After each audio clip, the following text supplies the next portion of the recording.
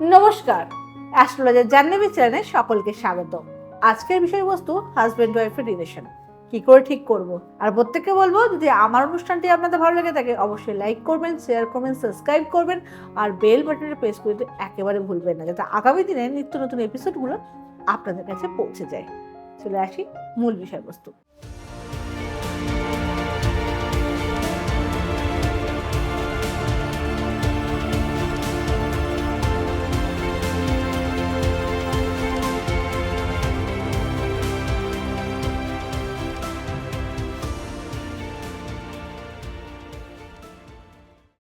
Husband wife সংসারের বিভিন্ন সম্পর্কের মধ্যে এটা একটা অন্যতম সম্পর্ক।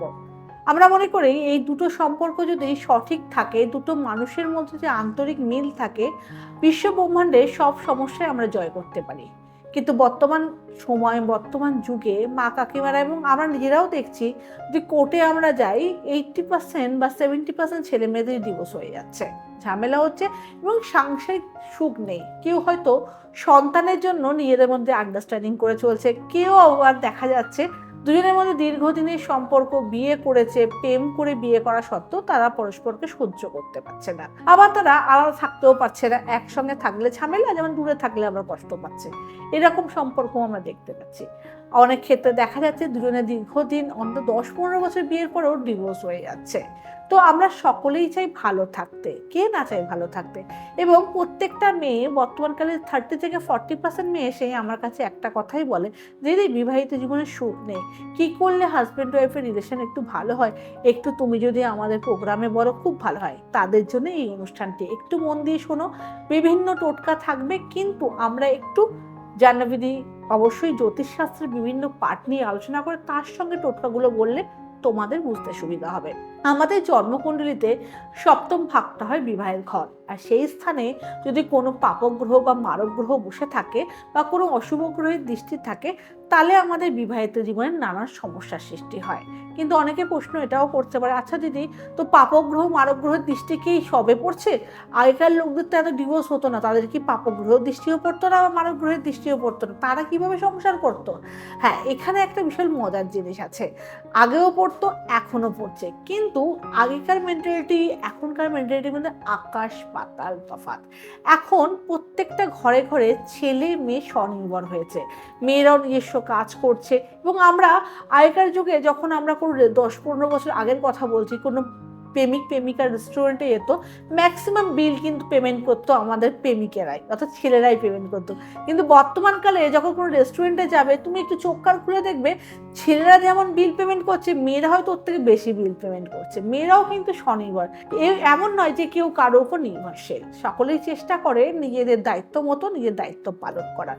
তাই যখনই তাদের সংসার জীবনে সমস্যা হচ্ছে, তারা আলাদা হয়ে যাচ্ছে, একসঙ্গে ঝগড়াঝাটি করার থেকে আলাদা হয়ে যাচ্ছে তারা।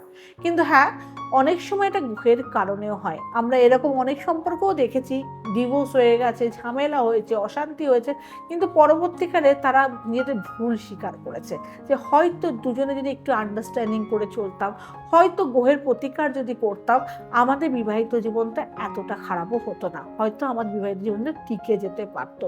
কারণ যে মেয়েটিকে আমি বিয়ে করেছিলাম বা যে ছেলেটিকে আমি বিয়ে করেছিলাম, সেই ছেলেটি আমার বর্তমান হাজব্যান্ডের থেকে অনেক বেশি ভালো ছিল, বা যে মেয়েটিকে আমি বিয়ে করেছিলাম বর্তমান ওয়াইফের থেকে সে অনেক বেশি ভালো ছিল।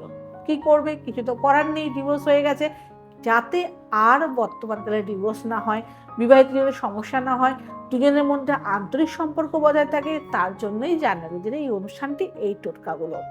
যারা দেখছো তোমাদের বিবাহিত জীবনে প্রচণ্ড রকম সমস্যার সম্মুখীন হয়েছে, প্রথম ওপিনিয়ন আমার থাকবে, আগে ছকটা বিচার করো, রেকটিফাই করো, দেখো তোমাদের ছকে কোথায় প্রবলেম আছে। আদৌ সপ্তম ভাগের অধিপতিতে কোনো নেগেটিভ গ্রহ বসে আছে কিনা, অশুভ গ্রহের দৃষ্টি আছে কিনা, বা রিলেশনশিপের ঘরে ঘরে কোনো অশুভ গ্রহের দৃষ্টি আছে কিনা। এগুলো থাকলে ইমিডিয়েটলি ছকটা ঠিক করে তার প্রতিকার করে রেমেডিস করো। আর যদি মনে হয় আমার সঙ্গে তোমরা কন্ট্যাক্ট করতে চাও, আমার লিখে দেওয়া কন্ট্যাক্ট নাম্বারে কন্ট্যাক্ট করে আমার সঙ্গে যোগাযোগ করে দিতে পারো। তার সঙ্গে এবার টোটকাগুলোই আমরা চলে আসি। হাজব্যান্ড ওয়াইফের রিলেশন অর্থাৎ যেটা বলা হচ্ছে আদায় কাজকলা হয়ে যাবে। এরকম অনেক হাজব্যান্ড ওয়াইফের রিলেশন দেখা যাচ্ছে সন্তানের জন্য টিকে রয়েছে। তারা পরস্পরকে ভালোবাসে জাস্ট সন্তানের জন্য, বা একটা নাম রেখেছে হাজব্যান্ড ওয়াইফ সন্তানের জন্য। কিন্তু ওয়াইফ চাইছে হাজব্যান্ডের লাইফে ফিরে যেতে, কিন্তু হাজব্যান্ড কোনোভাবেই তার ওয়াইফকে আগের সে জায়গাটা দিতে পারছে না। কিন্তু ওয়াইফ তো চেষ্টা করছে। তার জন্য কি করতে হবে? এই সম্পর্কগুলোকে আমরা বলি আদায় কাজকলায় সম্পর্ক। এই আদায় কাজকলায় সম্পর্ক হয়ে গেলে তখন কিন্তু আমাদের নানানভাবে জায়গাটাকে রেকটিফাই করার জন্য কিছু অবলম্বন করতে হবে, অর্থাৎ আমাদের কিছু টোটকা প্রয়োগ করতে হবে। বাজার থেকে এক দামে আমরা একটা কাঁচকলা কিনবো, বাজার থেকে এক দামে আমরা একটা আদা কিনবো, আদা কিনে নিয়ে আসবো আর কাঁচকলা কোনো রকম দাম করব না। আমরা শনিবার দিন সন্ধ্যাকালে পূর্ব দিকে মুখ করে মাকে স্মরণ করে বসবো, একটা সঙ্গে একটা নেব, একটা ছুরি নেব, নিয়ে আমরা যখন আদাটি কাটবো এক নিঃশ্বাসে একটা মেয়েটি তার নিজের নাম নিয়ে আদাটা কাটবে, যতগুলো টুকরো করতে পারে এক নিঃশ্বাসে। যখন কাঁচকলা কাটবেন হাজব্যান্ডের নাম নিয়ে কিন্তু কাটতে হবে এক নিঃশ্বাসে। তারপর ভালোভাবে দুটোকে মিশিয়ে দিয়ে একটা লাল কাপড়ে বেঁধে কোনো একটা পরিত্যক্ত জায়গায় নিজের মনস্কামনা বলে ফেলে দিয়ে আসতে হবে। টানা 3টে শনিবার করুন। এই যে আদায় কাজকলায় সম্পর্ক হয়ে গেছে, অনেকাংশেই সমস্যার সমাধান হবে। আপনাদের মধ্যে আন্তরিক সমস্যা মিটে গিয়ে আন্তরিক সম্পর্ক বাড়বে। এটা কিন্তু অনেকে করেছে, অনেকে ভালো রেজাল্ট পেয়েছে। তার সঙ্গে আর কি করবেন? আমাদের বাড়ির আশেপাশে অনেকেরই কৃষ্ণ মন্দির থাকে এবং অনেকে মনে করে কৃষ্ণ ঠাকুর হচ্ছে প্রেমের দেবতা, তিনি ভালোবাসার প্রতীক। তাকে যদি বিশ্বাস রাখো, তার উপর ভরসা রাখো, সে কিন্তু তোমার ভালোবাসাকে রক্ষা করবে। যদি বাড়ির আশেপাশে কোনো কৃষ্ণ মন্দির থাকে তাহলে সেই ক্ষেত্রে শুক্রবার দিন 6টা পান কৃষ্ণ ঠাকুরকে দান করে দিয়ে আসতে হবে এবং একটি কাঠের বাঁশি দান করে নিজের মনস্কামনা বলে আসতে হবে। এই কাজটি যদি তোমরা মন থেকে করতে পারো তো তোমাদের হাজব্যান্ড ওয়াইফের রিলেশন আগের থেকে অনেক ভালো হচ্ছে। আর এই যে শ্রাবণ মাসে কি দিদি কোনো টোটকা আছে হাজব্যান্ড ওয়াইফের রিলেশন ভালো করার জন্য? হ্যাঁ, শ্রাবণ মাসেও টোটকা আছে। শ্রাবণ মাসে কি করতে পারো হাজব্যান্ড ওয়াইফের রিলেশন ভালো করতে গেলে?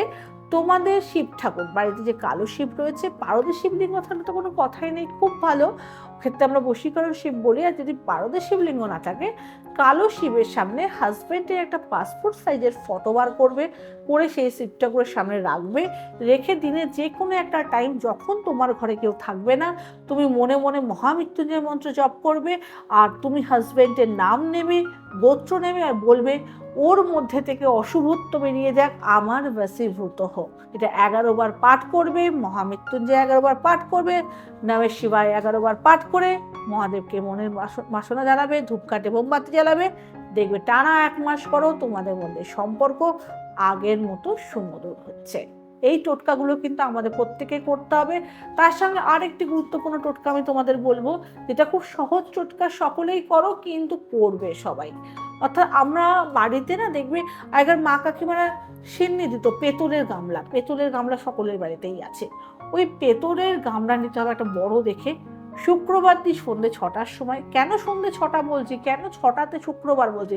শুক্র হচ্ছে দেবী মা লক্ষ্মীর বার বলা হয়, বৈভব লক্ষ্মী, আর 6 হচ্ছে শুক্রের সংখ্যা, তাই এই সময়টাকে খুব পজিটিভ সময় ধরা হয়। এই সময় যদি আমরা একটা পেতলের পাত্রে 1 গামলা জল নিয়ে সেই জলটাকে আমাদের স্থির করতে হবে। স্থির করার পর ওই জলের মধ্যে আমার প্রতিবিম্ব আমাকে দেখতে হবে, আর যখন আমি ওই প্রতিবিম্ব দেখব তখন আমার আর আমার হাজবেন্ডের কাটানো কিছু সুন্দর মুহূর্তের কথা আমাকে ফিল করতে হবে। এটাকে এক প্রকার টেলিপ্যাথিও বলা হয়। ফিল করতে হবে, তাহলে তোমার হাজবেন্ড যদি তোমার থেকে দূরে চলে যায় বা একসঙ্গে নাও থাকো, বা তোমাদের মধ্যে যদি ভাব বিনিময় নষ্ট হয়ে যায়, সেটাও আস্তে আস্তে যদি তুমি এটা 6টা শুক্রবার করো, দেখবে তোমার মধ্যে এই সমস্যাগুলো কেটে যাচ্ছে, তোমাদের মধ্যে আন্তরিক মিল বাড়ছে, ভালোবাসা বাড়ছে। আমরা কে না চাই যে পরস্পর ভালো থাকি? আর হাজব্যান্ড ওয়াইফের রিলেশন যদি ভালো না থাকে, সেক্ষেত্রে সন্তানের জীবনও কিন্তু নষ্ট হয়ে যায়। এবং একটা ছেলের ক্ষেত্রে আমরা দেখেছি, যখন স্ত্রীর সঙ্গে তার সম্পর্ক নষ্ট হয়ে যায় বা স্ত্রীর সঙ্গে সম্পর্ক ভালো থাকে না, সেই ছেলেটির কিন্তু কেরিয়ারও নষ্ট হয়ে যায়। অনেক সময় ব্যবসা চাকরির ক্ষেত্রেও বিবাহিত জীবনের ঝামেলা তাদের কিন্তু পড়ে। একটা ট্যালেন্টেড ছেলে ব্যবসাও নষ্ট হয়ে যায়, চাকরি নষ্ট হয়ে যায়, একটা মহিলার বাড়িও নষ্ট হয়ে যায়। তাই প্রত্যেককে বলবো এই টোটকাগুলো মন দিয়ে করবে, তার সঙ্গে মোহের প্রতিকার করতে জাহ্নবীর সঙ্গে যোগাযোগ করবে। আর আমার প্রোগ্রামটা যদি তোমাদের ভালো লেগে থাকে, অবশ্যই লাইক করবে, শেয়ার করবে, সাবস্ক্রাইব করবে আর বেল বাটনটা প্রেস করে দিতে ভুলবে না, যাতে আগামী দিনে নিত্য নতুন এপিসোডগুলো তোমাদের কাছে পৌঁছে যেতে পারে। জয় মা তারা, সকলের মঙ্গল হোক, সকলে ভালো থেকো। নমস্কার।